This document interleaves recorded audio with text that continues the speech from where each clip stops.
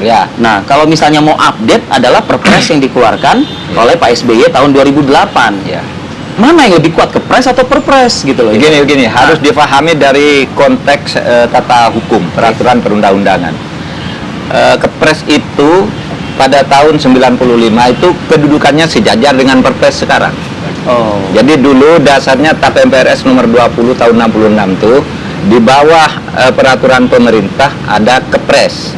Nah sekarang berubah sejak amandemen konstitusi itu di bawah peraturan pemerintah itu ada Perpres, kemudian Kepres tidak ada lagi sekarang ini, kecuali Kepres dalam pengertian penunjukan ya, yang sifatnya konkret. Nah dulu Kepres itu sifatnya mengatur seperti Perpres sekarang. Oke. Logikanya kalau sudah ada Perpres sekarang, Kepres itu dihapus. Jadi tidak berlaku lagi, tidak bisa dijadikan dasar hukum untuk sekarang, karena dengan adanya peraturan yang baru yang sifatnya sejajar gitu. Yang lama itu prinsipnya kalau muncul hukum baru, hukum lama hapus, kan begitu? Iya. Kecuali gugur begitu ya? Gugur ya, dengan sendirinya. Nah oleh sebab itu secara hukum Kepres itu yang keluar sebelum tahun 2000, karena sejak tahun 2000 itu berubah tata hukum kita, maka Kepres itu menjadi tidak berlaku kalau ada Perpres yang keluar tentang hal yang sama. Tetapi kalau belum ada Perpres yang keluar tentang hal yang sama, Kepres yang lama itu kedudukannya sama dengan Perpres sekarang. Gitu. Ini perubahan tata hukum. Nah oleh sebab itu menjadi gampang sekarang dengan adanya Perpres tentang satu, maka Kepres yang lama itu tidak berlaku, kecuali nanti di dalam peraturan transisi peralihannya itu disebutkan selama belum bentuk yang baru, pelaksanaan bukan Perpresnya lagi ya, yang sudah lama itu masih tetap berlaku, tapi berikutnya harus sudah menyesuaikan diri dengan Perpres baru. Ini kita bicara soal Kepres yang kabarnya dijadikan landasan tahun 95 ya, Prof? Dijadikan landasan Gubernur DKI Jakarta. Berikan pemahaman oleh Prof. Mahfud MD bahwa kalau Kepres 95 sudah ada Perpres tahun 2008, karena sejak tahun 2000 Kepres tersebut sudah dikonstitusikan begitu ya. Nah ini artinya Kepres 95 sudah gugur begitu. Gugur ya. Adakah mungkin yang bisa dijadikan sebagai alat lagi oleh Gubernur DKI Jakarta? Apakah itu misalnya undang-undang?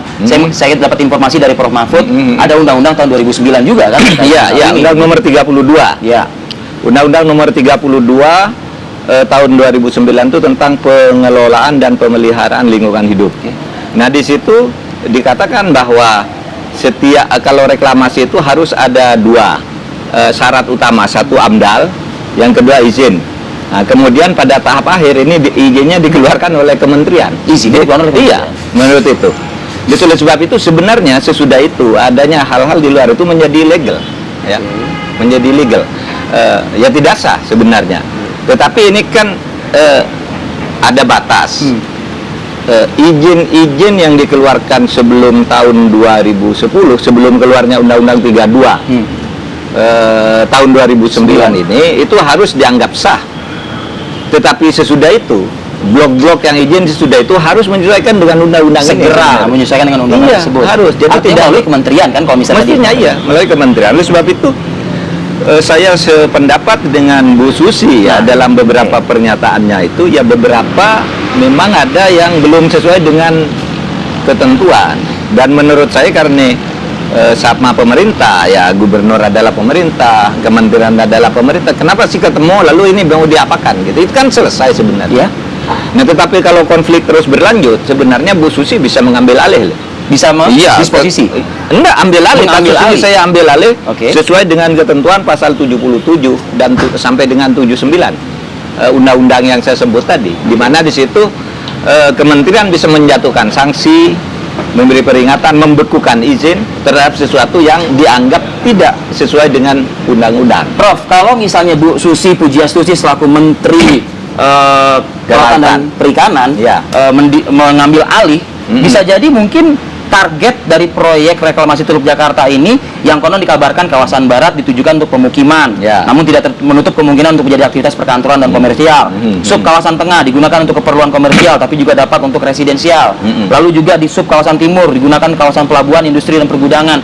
Bisa jadi ini berubah total dong, Prof? Bisa, karena nanti kalau Bu Susi mengambil penyelesaian ini gitu, kan harus ada AMDAL-nya lagi. Ya. di apa namanya dibuat lagi amdalnya bener enggak ini kalau terjadi misalnya pengurangan tanah di sini akibatnya apa dan harus disalurkan kemana misalnya ya, dan seterusnya. Nah, penduduk di sini tergusur harus kemana, semua itu harus dihitung di dalam amdal itu, baru keluar nanti perizinan gitu. Perizinannya prinsip saja sebenarnya, baru operasionalnya ke Pemda, izin operasionalnya kan begitu.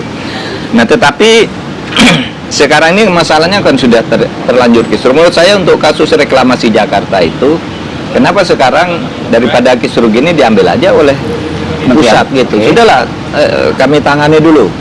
Dan saya kira ada jalan keluar kan bagi sebagian pengamat atau pakar mengatakan layaknya proyek saat ini 17 pulau saat ini dimoratoriumkan saja dulu seperti itu. Iya, makanya saya katakan moratorium itu misalnya diambil alih, berhenti dulu. Saya yang nangani sambil dipelajari.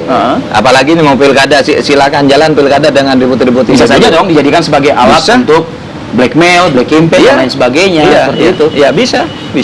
Artinya begini, daripada berlarut-larut begini kan kita punya struktur pemerintahan, ada yang pusat, ada yang daerah, ada yang daerah tingkat 2 dan sebagainya itu. Kenapa ini tidak ambil alih aja dulu daripada ribut kayak gini tidak jelas. Dengan catatan proses hukum pidana yang sudah berlangsung di KPK itu harus terus jalan. Betul. Karena di situ juga banyak masalah kan? Ya.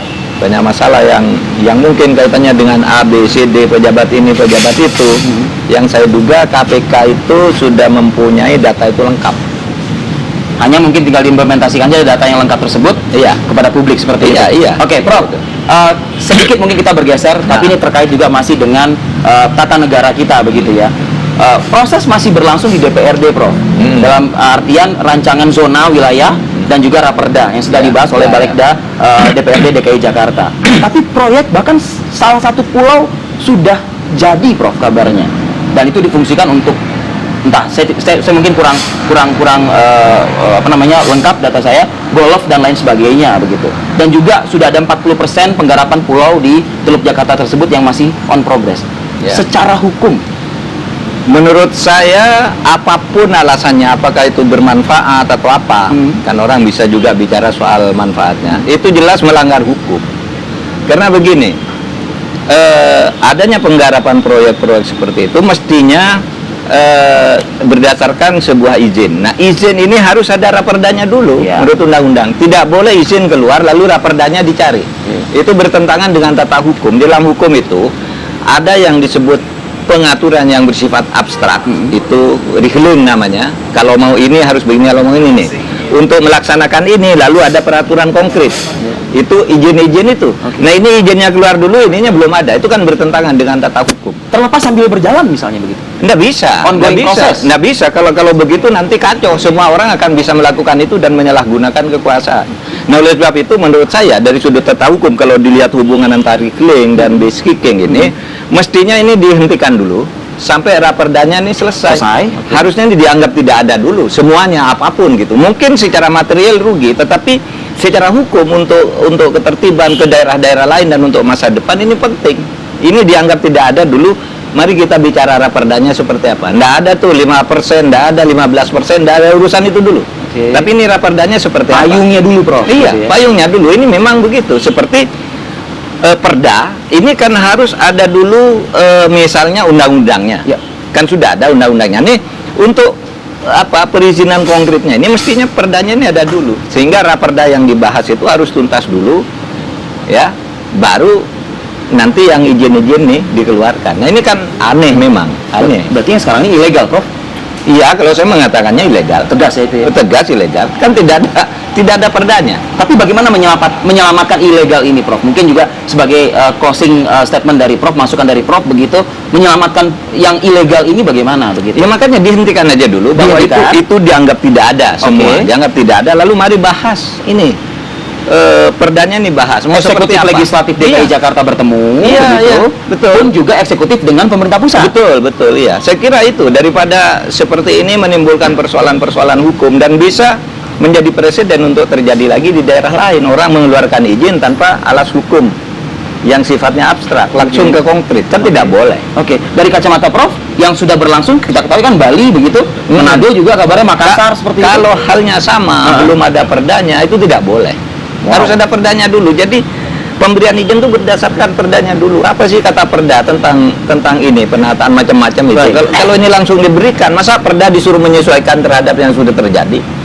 Yang akan terjadi itu harus berdasar perda, kan gitu tata hukumnya ya, dari sudut hukum administrasi. Baik. Nah, tapi ini batasnya di tahun 2009 itu. Undang-Undang nomor 32. Ya, tahun 2009. Dan juga ada masukan juga dari Ibu Susi ya, di salah satu headline koran, Ibu Menteri Kelautan dan Perikanan meminta kesalahan izin reklamasi harap diselesaikan. Nah, itu dia. Artinya Bu Menteri juga mengatakan ini kesalahan dan dia halus kan, bicara halus. Sebenarnya kalau mau tegas itu salah gitu. Seperti saya tadi kan salah tuh gitu. Tapi karena beliau sesama pejabat, jadi lebih santun. Kalau kesalahan ayo selesaikan sama-sama kan gitu aja. Prof Mahfud MD, terima kasih atas waktunya.